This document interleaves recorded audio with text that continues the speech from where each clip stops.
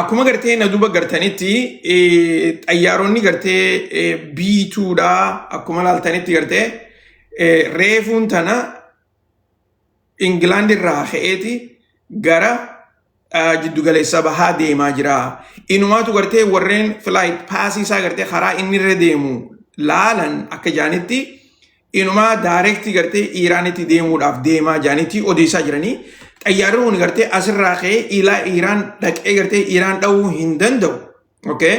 Garuu immoo akka gartee asiin deemaa dhufetti flight paasii isaa gartee Suudi Arabiyaa gubbaarra dabaruudhaaf teessi. Garuu Suudi Arabiyaa tanatti gartee takka ni dhaabbatee takka bu'eeti gartee gaaza qicata takka ammoo samii irratti gartee gaaza qicuuf hin oolan. Okay? Sana akkas jeetiin gartee isin maaliif xayyaarri kun gartee haalaan guddaa waan ta'eef gaazni isaan nyaatan gaaza gartee hedduu qaaliidhaa ta'e akkasuma san gaaza tokkoon taankara gartee guutuudhaan takka gaaza guutuudhaan Yuuroop irraa kaanii Iiraan dhaquu hin danda'an. Adda fagoodha hedduu adda fagoodha. Saniifuu gartee Suudi Arabiyaatti dhaabbatanii akkasitti gartee gaaza naqachuudhaaf deeman jechuudha. Akkana jechuun karaa biraatiin Suudi Arabiyaan waan gartee afaan jechaa jirtu san hojiirra oolchaa jirtu jechuudha. Akkuma gartee qilleensa keenyas Ameerikaan akka ittiin fayyadamne lafa teenyas akkasumatti gartee kaampiilee teenyas itti fayyadamte isin haleeltu jettee Ameerikaan warri Suudi Arabiyaa dubbattu san hojiirra oolaan jirtu jechuudha. Garuu hin irraanfatina yoo gartee tanaatanii iddoo warri Iiraan tanarratti gartee Suudi Arabiyaa keessa bika adda addaa haleelan.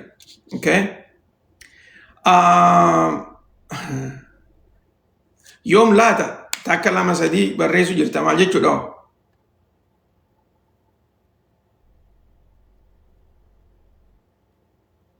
Maal jechuudha takka lama sadii jechuun?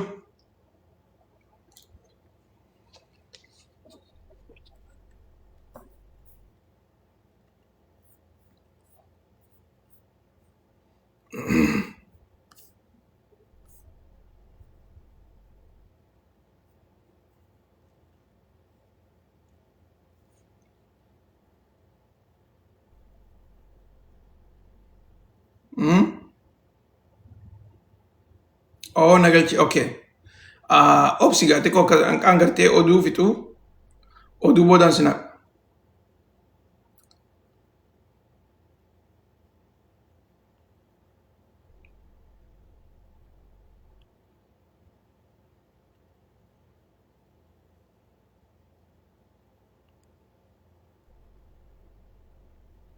Okay.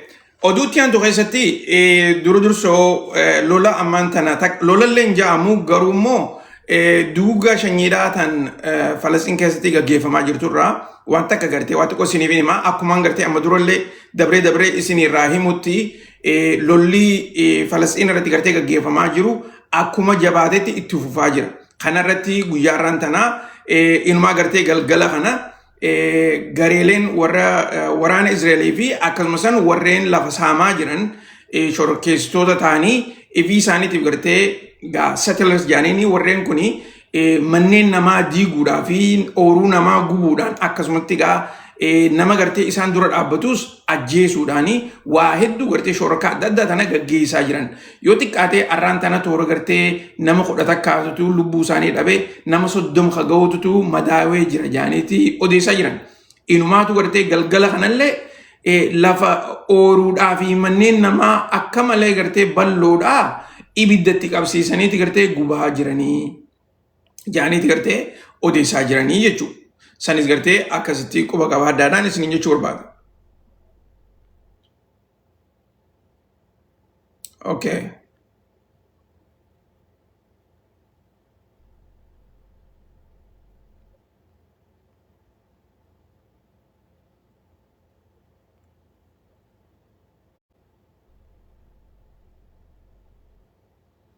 Okay, akkuma duuba gartan kanatti footoon tuni Abbas Aragaachiitii fi akkasumas ministeera Haajaalaa biyya Raashaadha. Isaanii gartee guyyaarraan tanaa Kirgistaanitti wal arkee marii gaggeessachaa jiran. Akkasumas sanitti reefuun tana Abbas Aragaachiidha miidiyaalee garaagaraatii wajjin haasa'u godheeti jira. Haasa'u isaa kana keessatti qabxiilee gurguddoo takka haasee jira. Keessattuu nuutii fi raashaa chaayinaan nu sadeenuu warra gartee ilaamaa takka qabu. Ilaamaa tanarratti waliinis ni mari'anna, ittis ni qophooyna, akkasumas waan barbaachisurra gartee haala fuulduraatti illee ni mari'anna. Akkaataa dabre qofa odoon taane akkaataa fuuldura isii irratti illee ni mari'anna. Kuni nam tokkoofuu gartee haaree ta'uu hin qabu. Keessattuu yeroo gartee jabduu ammaan tanaa yeroo nuti lolarra jirru kanatti warreen gartee haalaan itti dhiyaannu keessaa chaayinaadhaa fi raashaadhaa jedhe. Jarreen kuni nu cinaa dhaabbachuu birallee dabranii inumaatu gartee gara barbaachisu hundatti nu cinaa dhaabbataniiti nuu falmaa jiranii. Nuutilleen waan gartee hojjechaa jiru, waan lafarratti gartee gaggeessaa jirru isaaniin ni mari'annaa jeeti gartee miidiyaadhaaf akkasitti ibsa godha.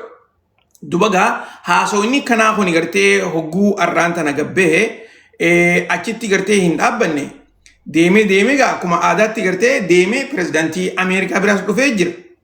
Haasoo kana pirezidaantiin Ameerikaadhaa hogguu arkuu akkuma gartee na duubatti agartan kanatti ibsa bal'aa akkaawuntii isaa gubbaarratti barreesseeti jira. Dhugumatti gartee akka ibsa isaa kanarratti dursoo pirezidaantii anaa fi pirezidaantiin chaayinaadhaa yeroo dabartee hogguu gartee walgahii waliin goone san yeroo ani chaayinaa dhaqa jechuusaati. Dhugumatti gartee afaan isaatiin akka Iiraan tana gartee meeshaadhaanis gara hundaanuu hin gargaarre afaan isaatiin naan jee pirezidaantiin Ameerikaadhaa. Tana qofallee odoon taane fuuldurallee gartee akka inni gargaaru naaf himee akka inni hin gargaarre fuuldurallee naaf himeeti jira. Kana qofa odoon taane anuu gartee isa biraa harkaan qabaa. Lola kanarratti waa hedduun gartee isa kana gargaaraa jira. Keessattuu yoo gartee Gaazaas taate waan biraatis nuutu gartee isa cinaa dhaabbachuu jira jechuudhaan pirezidaantiin Ameerikaadhaa dubbachaa jira. Gara kaaniin akeechaa jirutti pirezidaantiin biyya Raashaatis isaan wajjinis walqunnamtii ni qabna. Keessattuu gartee rakkoo ammaan tana isaaniif Yuukireen gidduutti deemaa jirtu kana ilaalchisee gama keenyaan akka gartee nuti Yuukireen hin gargaarre isaaf himneeti jirra. San qofallee odoon taane yoo gartee warreen Yuurooppiidhaa Yuukireen ka gargaaran taate maallaqaan gartee meeshaa nurraa bitatanii Yuukireen kannuu ni danda'anii. Okay? Sanummaas gartee gatii guututti kafalanii odoo diskaawuntiin akkanni jechuudha. San yoo godhan san rakkoo teenyaa miti. Garuu nuti gartee akka Ameerikaatti Yuukireen gargaarree Raashaa dura hin dhaabbannu jennee irra walii galleeti jirra. Garuu oduun gartee ammaan tana deemaa jirtu akka Raashaadhaa fi warri Chaayinaadhaatis Iiraan gargaaraa jiran kuni yoo dhugumatti gartee ifa taatee as baatu taate inumaatu gartee nu sadeen jidduu jijjiirama guddaatu uumamuudhaa ta'a jechuudhaani karaa gartee akkaawuntii isaa tanarratti barreessee jira jechuudha. Okay? Akkasitti gartee tana quba qabaadha. Dubbiin tuni achitti hin dhaabbanne inumaa gartee eega Raashaadhaas maqaa dhooyne haleellaa guyyaarraan tanaa warri Yuukireen Raashaadhaatti gaggeessaa jiranitti bika gartee loojistikiidhaa bika waraanni gartee Raashaadhaa akka malee barbaadu jaanii gartee tan beekan bika meeshaalee waraanaa irra hedduun gartee irraa fe'amtee fi dhiyaattu bika gartee duroonan itti wali qaban fa'aa warri Yuukireen akkanatti gartee haleelleeti jirraa jaaniiti garsiifachaa jiran. Keessattuu gartee naannoo kana akka jirutti laal haleellaadha tun hundinuu haleellaa takka haleellaadha akkanumatti gartee laayinni kun hundinuu duroona tokkootu gartee akkana dha'ee duroonni kun hundinuu gartee akkanatti ibidda ajaa'ibaa kana samitti ol kaasaa jira. Lolli gartee Yuukireenii fi Raashaa jidduutti deemaa jirus akkuma lola Ameerikaa fi warra Iiraan kana tooftaa jijjiirachaatti deemaa jira. Kanarratti waan takka jabduu tan gartee mootummaan Raashaadhaa gooteen isin hima. Raashaanis bilaaksii gubbaarratti uggurrii haaree gooteeti jirti. Uggurriin isaan arraan tana godhan tun akka warri Yuukireen akka duraanitti gartee meeshaalee waraanaatis hin harkanne gargaarsa barbaadan gara gartee Yuurooppiitirraayis akka gartee bahara kanarra deemee hin dhufneefii fi inumaatu gartee waan daldalallee yoo ta'e daldala gartee qamadii fi waan adda addaa gartee boqqolloo fa'aa waan gurguruu kana kan gartee warri Yuukireen hedduu gurguran kanallee akka hin gurgurre mootummaan Raashaadhaa dhorkitee jirti. Kanarratti egaa mootummaan Yuukireen gama isaaniitiin addunyattis gartee iyyachuu bira dabranii inumaatu gartee Yuunaayitid Neeshinitti Raashaa himannaa jaaniiti odeessaa jiran. Akkana jechuun isaanii Raashaan biyyoottan gartee addunyaa kana nyaata dhorkuudhaan beela gartee beela uummata qabsiisuudhaaf deemti. Kuni humanitarianii gartee akka galman geenye goruudha. Kuni heera addunyaatti itti gaafatama guddaadha qabaa jaaniiti gaa odeessaa jiranii isin jechuudha. Argaa jirtaniimi warri gartee ammaan tana dhufaa jirtan dhiyaaddaa harka keessaniin taaptaap godhaa koppiliin godhaadhaa.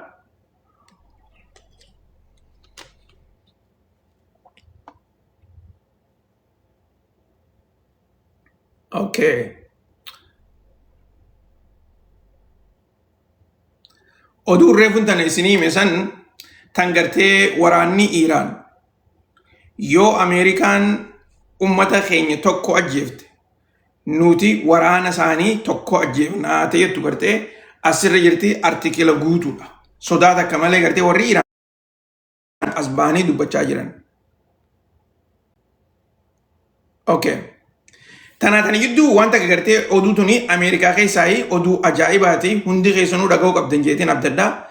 Egaa amatuma dabre kana keessattuu gartee amata dabre kanaa fi amata 5 dura takkaa gartee amata 6 dura yeroo Trump taraa dura aangoorra ture san wal faana laalaniiti Ameerikaa keessatti ummanni Ameerikaadhaa hammam takka gartee biyya Israa'el tana akkaataa itti jibbu takkaa gartee akkaataa gartee balaaleeffannaa addaa itti qabaachaa jiran akkuma gartee na duubatti argitan kana biyya tana keessatti miidiyaaleen adda addaatii fi dhaabbatoonni adda addaa gartee sagalee ummataa tana laala.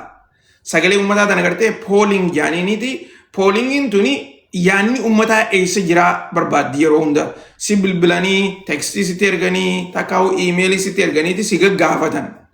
Yoo gartee har'aan tana biyyoottan gartee Israa'el tana akkamiin laaltaa takkaa'u gartee eenyuuf waraqaa darbuu teessaa maarree yaaniiti gartee waan adda addaa si gaafatan warri pooliidhaa kuni akkuma gartee na duubatti agartan kanatti IPSOSin dhaabba tokko akkasumas faaksiin miidiyaa guddaa Ameerikaati jarri kunis gartee MU laa isaanis jaarmeya Pew hedduu beekamaadhaati isaan kunis gartee jaarmee jabaadha.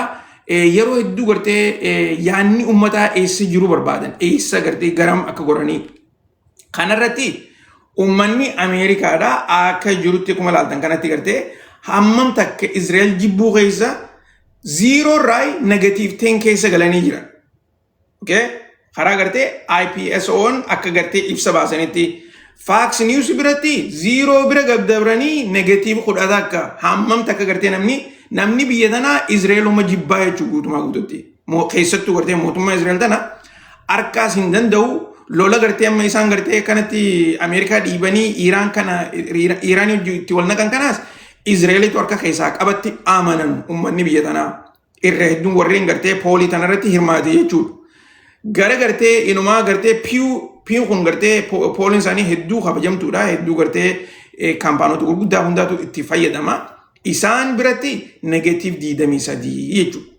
Isin galtee poolii keessatti gartee dhibbeentaa 23 gabbuutee jirti jechuudha. Waan sabaadhaatii miti okay? Wanni tuni haalaan gartee hammam takka ummanni biyya tanaa Israa'el akkaataa isaanitti jibban garsiisaa jira isiniin jechuudhaaf.